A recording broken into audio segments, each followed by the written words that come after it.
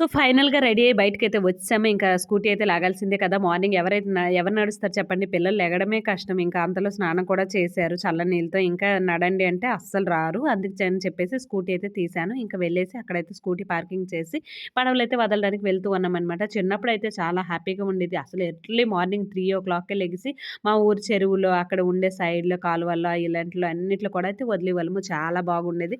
ఇక్కడైతే చెరువు ఒక్కటే కదా! అది కూడా డైలీ రావాలంటే అవ్వదు. సో, కార్తీక పౌర్ణమి రోజు మాత్రమే అందరూ కూడా వచ్చి వదులుతారు. సో, మేము కూడా అందుకోసం ఇంకా మార్నింగ్ లెగాలనుకున్నా కానీ అస్సలు అవ్వలేదు. ఇప్పుడైతే 6 అయిపోయింది ఆల్రెడీ టైము. ఇంక అక్కడ దగ్గరలో ఉండే రావి చెట్టు కూడా ముందుగా పూజ చేసి దగ్గర దగ్గర ఉండే గుళ్ళు అన్నిటికి కూడా వెళ్ళాము. అసలు ఈ రోజంతా మేము ఏం చేసాం ఏంటి అనేది నెక్స్ట్ వీడియోలో ఉంటది. ఇది అస్సలు మిస్ కావద్దు. చాలా బావుంటది వీడియో అయితే.